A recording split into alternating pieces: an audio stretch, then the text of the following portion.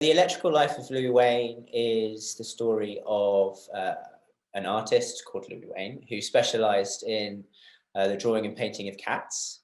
Many people credit him with making cats popular and being responsible for people in England keeping cats as pets in their own home. Around the time that he started drawing cats, they were still considered in the UK kind of vermin. So you might have one in a pub to catch rats or something, but it was very rare to see a cat as a pet. But more than that, I think this is the story of the spirit in which he lived his life and the courage and the resilience that he showed in the face of, multiple challenges. He lived for a very long time is the other thing. Because the film spanned so many decades, which I think was one of the main challenges, particularly for costume and makeup, and period films, costume and makeup sort of takes a long time anyway. But if you're also changing from one era to the next, that sort of takes its toll on your shooting schedule. And I felt like everyone was just giving their best to sort of surmount every challenge in the spirit of Louis. And by the end of the shoot, it felt like we'd been on this kind of odyssey.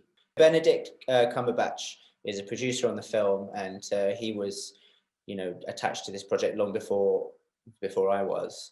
And I know he felt the same passion for the character of Louis Wain and the story of the human being Louis Wain as I did.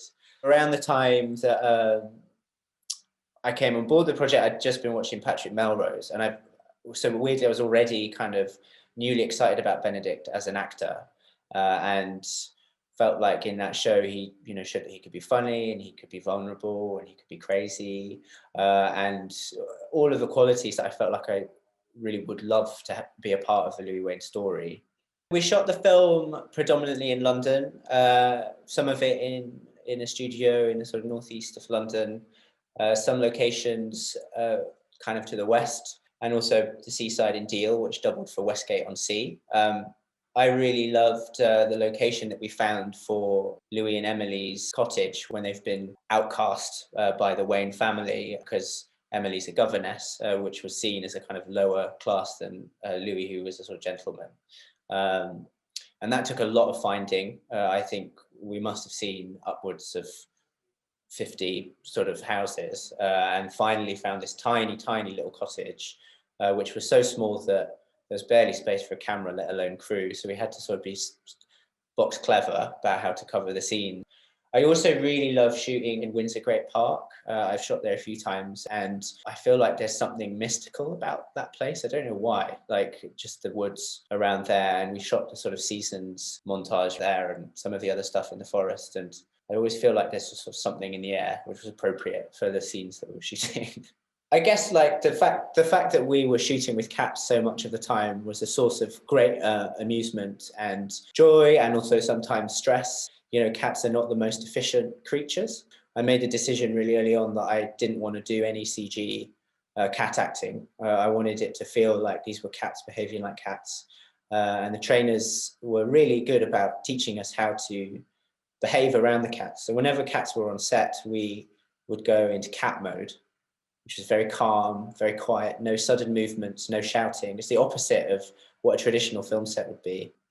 I'm excited to be sharing the film with an audience now. I think we all felt like it was important to show this film in cinemas.